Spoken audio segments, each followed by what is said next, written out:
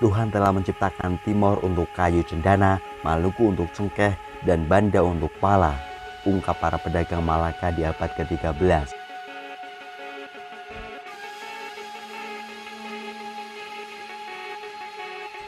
Kedatangan Portugis di Kepulauan paling timur untuk pertama kalinya pada tahun 1510, di mana ketika Alfonso de Albuquerque mendatangi Sumatera. Tahun berikutnya, Albuquerque menaklukkan kota Malaka dan memberi pengumuman bagi bangsa-bangsa yang selama ini melakukan hubungan dagang bahwa mereka dipersilakan untuk melanjutkan kegiatannya dan diberi jaminan keamanan perlindungan. Dia mengirimkan Antonio ad Abreu ke Jawa dan Maluku yang diantar oleh orang Muslim bangsa Mor bernama Nakoda Ismail yang berlayar dengan perahunya untuk berdagang. Antonio de Abreu membawa 3 perahu dan mengajak beberapa orang Jawa dan Malaya yang telah biasa berdagang di Malaka.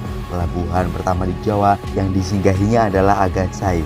Kemudian menuju Amboina, bagian dari Maluku, di mana dia menancapkan padros atau pilar penanda hak milik atau suatu penemuan seperti yang telah dilakukan pada setiap pelabuhan yang disinggahinya. Salah satu perahu hilang terbawa badai, tetapi penumpangnya terselamatkan dan dibawa oleh Antonia ke pelabuhan Banda, di mana mereka berhenti untuk berdagang. Perahu dari Jawa biasanya membawa muatan cengkeh, lada, dan pala, namun pada saat itu muatan dibawa dengan perahu dari Maluku. Nakoda Ismail kembali ke Malaka dengan muatan pala, tetapi kapalnya karam di pantai Jawa dekat Tuban. Muatan tersebut kemudian diselamatkan oleh 4 kapal Portugis yang dipimpin João Lopes Alfrin sekitar tahun 1513. Atas suruhan Gubernur Malaka, Alfrin diterima dengan baik di setiap pelabuhan, terutama di Sidayu milik Patih Undruk, pangeran yang telah dikalahkan di Malaka oleh Fernand Perez. Selat Singapura dikuasai oleh kapal-kapal Raja Malaka terdahulu yang telah digulingkan Portugis pada tahun 1511. Selat Saban adalah rute yang dimana biasa dilalui kapal Portugis yang berlayar dari Malaka ke Pulau Rempah, dan biasanya mereka berhenti di pelabuhan-pelabuhan Jawa. Antara tahun 1520 atau 1521, Antonio de Brito dengan 6 kapal berlayar ke Maluku. Pertama berhenti di Tuban, lalu meneruskan perjalanan ke Agatsai, di mana dia tinggal selama beberapa hari, dan selama itu dia mengirimkan kapal ke Madura dengan maksud untuk menyelidikinya. Tetapi anak buahnya ditawan dan harus ditebus dengan jaminan yang berat, disertai dengan kunjungan persahabatan Gubernur Agatsai. Antonio de Brito berhasil mengumpulkan tebusan untuk anak buahnya ketika dia ditemani Don Garcia Henriques dengan membawa 4 kapal ke Banda untuk mengambil rempah-rempah. Pada waktu yang bersamaan, kapal dari Jawa datang dari Banda dengan dilengkapi surat-surat izin untuk lewati dari Spanyol di bawah pimpinan Fernando Magalhaen, hingga akhirnya sampai ke Pulau Rempah setelah melewati Selat Magalhaen. Saat itu, untuk pertama kalinya Portugis mengetahui berita penemuan benua Amerika oleh Magalhaen. Namun yang membuat mereka lebih kecewa lagi adalah adanya kabar berpindahnya Magalhaen dari negaranya sendiri serta bergabung dengan pihak Spanyol. Pelayaran pertama yang dilakukan oleh Belanda terjadi pada tahun 1595, di mana ekspedisi pertama mereka di bawah pimpinan Hotman yang sebelumnya dipekerjakan Portugis di Hindia Timur berlayar langsung ke Bantam. Pada periode ini, pihak Portugis berperang dengan Raja Bantam, di mana Hotman menawarkan bantuan dan sebagai balasannya dia mendapat hak untuk membangun pabrik di Bantam yang merupakan pemukiman pertama Belanda di Hindia Timur. Mengikuti jejak Belanda, Badan Dagang Hindia Timur milik Inggris sesaat setelah dipimpin oleh Ratu Elizabeth di tahun 1601 mengirimkan 4 buah kapal yang dipimpin oleh Kapten Lancaster yang berangkat dari London pada tahun 1602. Pertama ke Aceh yang berada di Sumatera, di mana dia menurunkan sebagian muatan dan membuat perjanjian dengan raja yang salinan konsepnya masih dapat dilihat. Dari Aceh, dia pergi ke Bantam dan mendirikan pabrik di sana. Ini merupakan perusahaan milik Inggris pertama di Hindia Timur. Kapten Lancaster membawa pulang surat dari Raja Bantam untuk Raja Elizabeth pada tahun 1602 yang masih tersimpan di Pusat Dokumentasi Negara. Pada tahun 1610, Gubernur Jenderal Belanda pertama Bolt tiba di Bantam. Ia berpendapat bahwa daerah tersebut tidak cukup baik untuk dijadikan tempat pemukiman tetap, sehingga ia pindah ke Jakarta. Pada tanggal 4 Maret 1621, nama Batavia diganti oleh pemerintah Hindia Belanda menjadi Jakarta yang sekarang terkenal dengan Jakarta. yang sejak saat itu menjadi ibu kota Hindia Timur. Pada tahun 1683, pihak Inggris yang menang perang melawan Belanda memindahkan pemukiman mereka dari Bantam. Pada tahun 1811, negeri Belanda menjadi bagian provinsi Prancis dan bendera Prancis berkibar di Batavia. Pada tanggal 11 September di tahun yang sama, pemerintahan Inggris mengokohkan kekuasaannya di Jawa melalui proklamasi yang ditandatangani oleh Art Minto, Gubernur Jenderal Bengali. Pada tanggal 17 bulan yang sama, semua perhitungan konvensi dibuat oleh Viscount Kasterlegg untuk pihak Inggris untuk menyerahkan kembali kepada Belanda seluruh kekuasaan mereka atas Hindia Timur. Dan pada tanggal 19 Agustus 1816, bendera Belanda kembali berkibar di Batavia. Tanpa membesar-besarkan arti politis penaklukan Inggris atas Jawa atau keuntungan besar yang didapat dari perdagangan di Jawa, saya berpendapat bahwa kehilangan hak atasnya merupakan kesalahan Belanda sendiri. Selama masa-masa awal kekuasaannya, sebelum adanya ekspedisi Inggris, Belanda tidak bisa mengambil keuntungan dari kedaulatan di sini. Semua jalur perdagangan antara Jawa dan Eropa telah terganggu serta tidak menambah kekayaan apapun untuk negara induk, terutama pengawasan atas pegawai-pegawainya yang lemah. Namun, Belanda terus saja mengirimkan gubernur, penasehat, dan komisi-komisi, tetapi tetap saja penyebab kehancurannya tidak dapat ditelusuri dan dicegah lagi. Koloni tersebut kemudian menjadi beban bagi negara induk dan badan dagang yang ada di sana. Pada akhirnya bangkrut serta melimpahkan tanggung jawab utang-utangnya pada koloni ini. Dengan adanya beberapa perbaikan, terutama yang bersifat politis dan ekonomis, maka masalah tersebut dapat diatasi dan koloni ini berangsur-angsur mulai menghasilkan keuntungan dan juga memperbaiki hubungan dagangnya seperti semula. Tuhan telah menciptakan Timor untuk kayu cendana, Maluku untuk cengkeh, dan Banda untuk pala, ungkap para pedagang Malaka di abad ke-13. Dari hal itu membicarakan makanan tak lengkap membicarakan rempah-rempah dan Maluku. Banyak catatan-catatan sejarah telah menyebutkan Maluku sebagai penghasil rempah-rempah.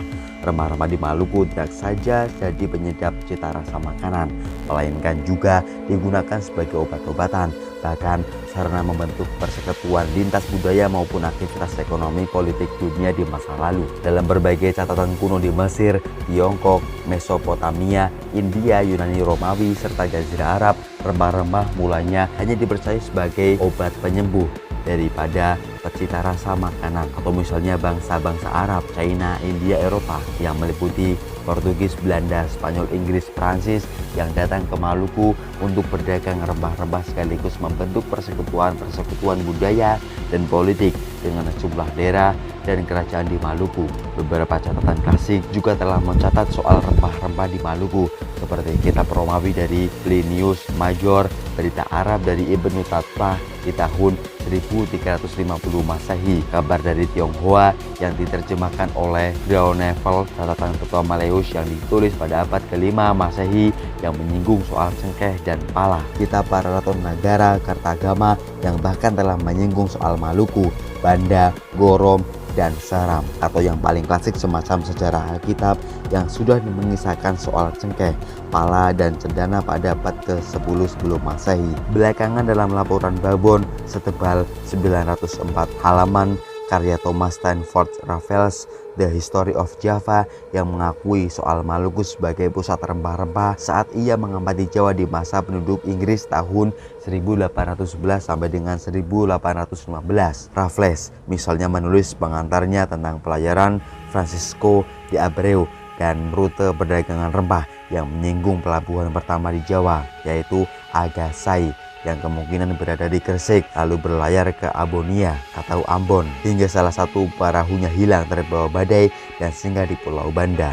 Rempah-rempah di Maluku tidak sekadar cita rasa yang menggiurkan, melainkan juga menyangkut jenis makanan dan jejak politik kebudayaan yang membentuk banyak persentuhan orang Maluku dengan bangsa-bangsa besar di masa lalu. Jauh sebelum penjajahan Eropa, bahkan sejak penulis-penulis Eropa abad pertengahan dapat membayangkan surga tanpa harum atau rasa rempah-rempah, seperti tulisan Wolfgang dalam Taste of Paradise, A Social History of Species, Stimulant and Intoxicant yang terbit di tahun 1980. bahwa orang-orang Eropa telah menganggap aroma rempah-rempah merupakan nafas dari surga yang dihembuskan ke dunia manusia. Secara historis, rempah-rempah di Maluku telah menyumbang jenis racikan makanan di belahan dunia manapun. Seluruh pelosok, jika ditelusuri jauh ke belakang, justru telah berkenalan dengan rempah-rempah dari Maluku. Bahkan Arab, China, India, dan Eropa yang kini jadi pusat kuliner dunia sejak lama telah berutang pada rempah-rempah yang mereka datangkan dari Maluku. Demikian juga orang-orang Eropa juga harus menempuh jarak yang jauh melalui Tanjung Harapan di Afrika sebelum datang mengambil rempah-rempah di Maluku. Semua dari mereka turut berutang pada cengkeh, pala, serta aromanya yang telah melabuhkan perahu-perahunya ke bandar-bandar niaga di perairan Maluku. Rempah-rempah dan makanan dengan demikian adalah produk kebudayaan yang dapat menggambarkan pergulatan hidup suatu masyarakat serta keterhubungannya dengan proses sejarah di masa lalu. Makanan kerap menyembunyikan jejak interaksi sosial antara daerah yang semula tak saling tahu, lalu terhubung, lalu berkonflik atau intim. Entah itu melalui bumbu masakan, cara meracik, atau harum aromanya saat disajikan. Itulah kenapa rempah-rempah telah mengubah selera orang Eropa di meja makanan, tempat tidur, dan pergaulan sosial, sekaligus memberi mereka bayangan tentang tempat asal muasal rempah-rempah diproduksi. Makanan dan rempah-rempah menjelaskan kelas sosial, kejayaan, hingga situasi-situasi paling rentan yang dialami umat manusia. Dari makanan dan rempah-rempah, kelas sosial, dan situasi-situasi rentan yang bercerita tentang keterpinggiran dapat dijelaskan seperti ucapan Voltaire sekitar tahun 1756 yang bercerita soal sejarah dan negara, bahwa rempah-rempah adalah sumber konflik yang tak jarang diperebutkan. Dari segi sosial, makanan dapat menjelaskan peran dan posisi sosial suatu masyarakat. Misalnya, kedudukan masyarakat lokal dari kelas bawah yang berperan sebagai pedagang umumnya menjual makanan dan kebutuhan sehari-hari, atau saat masa prakolonial di Ternate, Maluku Utara, di mana pedagang lokal Nusantara yang datang dari Jawa, Malaka, dan Makassar biasanya menjual makanan, sedangkan para pedagang mancanegara dari Asia Timur jauh, yaitu Arab, Cina, dan Gujarat, menjual perlengkapan dapur dan rumah tangga yang sederhana. Di pasar-pasar Ternate sekitar abad 14 lalu, rakyat menggelar dagangnya mulai dari rempah-rempah, bahkan makanan seperti sagu dan ikan, buah-buahan dari Moro, daging, hasil pandai besi seperti parang dan alat-alat pertanian, hingga beragam kebutuhan hidup lainnya. Sementara para pedagang asing dan Nusantara menjual tekstil, berbagai perhiasan emas, perak, dan batu mulia, beras, dan alat-alat keperluan rumah tangga seperti kaca, piring, mangkuk dari perselan, dan sebagainya. Demikian juga di masa kolonial Eropa, bangsa Arab, India, dan China yang dianggap menduduki kelas menengah pedagang di suatu daerah karena peran penting mereka dalam jual beli. Tempat-tempat tinggal mereka juga dipisah dari warga pribumi dan Belanda. Sementara orang-orang Belanda justru menjadi warga kelas 1 karena kendali mereka terhadap aktivitas ekonomi dan juga politik suatu daerah saat kolonialisasi sedang diperluas. Selain menjelaskan kelas sosial, makanan merupakan model pertukaran politik seharian. Situasi politik dapat dijelaskan dengan menelusuri jenis makanan yang disajikan. Misalnya melalui cerita Kesultanan Ternate di Maluku Utara dan perundingan dengan bangsa-bangsa Eropa saat Francis Drake, seorang petualang besar utusan Inggris yang berlayar dari Australia menuju Ternate atau Maluku Utara, harus menyantap ikan bakar setelah berunding dengan Sultan Babula. Justru dihidangkan makanan dari sagu, nasi dengan lauk dari kambing, ikan mubara bakar, kepiting kenari, dan ayam yang dimasak dengan ramuan cengkeh. Perundingan tersebut tidak saja membicarakan pembelian 5 kuintal cengkeh dari Ternate, namun juga merundingkan kepentingan politik antara Ternate, Inggris, Portugis, dan Belanda. Dari segi hidangan yang disajikan seperti ikan bakar dan nasi, umumnya masakan-masakan tersebut hanya dikonsumsi oleh kalangan atas dalam sebuah perayaan atau perundingan politik terhormat di masa lalu. Bahkan, nasi di masa lalu hanya dikonsumsi oleh masyarakat Maluku yang berasal dari kalangan kelas atas atau di hari-hari tertentu seperti Jumat atau Lebaran. Ini membuktikan bahwa orang Maluku sejak masa lalu telah pandai membangun praktik-praktik diplomasi politik di meja makan, menjamu makan para tamu secara hormat, sekaligus punya keterampilan meracik makanan dengan rempah-rempah yang berasal dari tanah sendiri. Masakan di belahan dunia manapun pada hari ini bisa dibilang juga berhutang pada peran orang Maluku di masa lalu yang telah berjasa menyemai dan memperkenalkan rempah-rempah sebagai bumbu masak sekaligus obat-obatan. Tanpa itu, bisa jadi masakan-masakan di dunia Eropa, Afrika, Asia, dan Arab hingga hari ini tak punya cita rasa. Rempah-rempah di Maluku tidak sekadar penyedap makanan, ia adalah jejak sejarah tentang perlawanan sekaligus ketertindasan. Aromanya yang khas bagi makanan memang menggiurkan dapur-dapur orang Eropa. Namun, situasi keterpinggiran dan penderitaan yang dirasakan berulang-ulang sejak masa lalu adalah situasi tragis yang menyedihkan. Bangsa-bangsa lain seolah menyerayakan masakan dari rempah-rempah yang disemai dari kisah penjarahan dan perbudakan di Maluku. Maluku dan rempah-rempahnya adalah masa lalu yang romantis sekaligus liptan tentang kisah-kisah tragis yang memilukan, seolah merayakan makan malam paling lezat dari bumbu dapur yang diperoleh dari penjarahan paling sadis, asik sekaligus menyedihkan. Seperti ungkapan Tania Muraili tahun 92, daerah-daerah pinggiran termasuk Maluku pada akhirnya situs nostalgia, keterpukauan, dan ejekan sekaligus. Maluku adalah dapur dunia di masa lalu sekaligus kitab hidup tentang ramuan dan resep-resep makanan. Makanan di Maluku telah lama terintegrasi dengan dunia luar berabad-abad yang lalu, sehingga membicarakan Maluku adalah tak biasa dilepaskan dari jejak sejarah dan perkenalan masyarakat dengan masakan dunia Eropa, Arab, Afrika, India, dan Cina, termasuk Nusantara.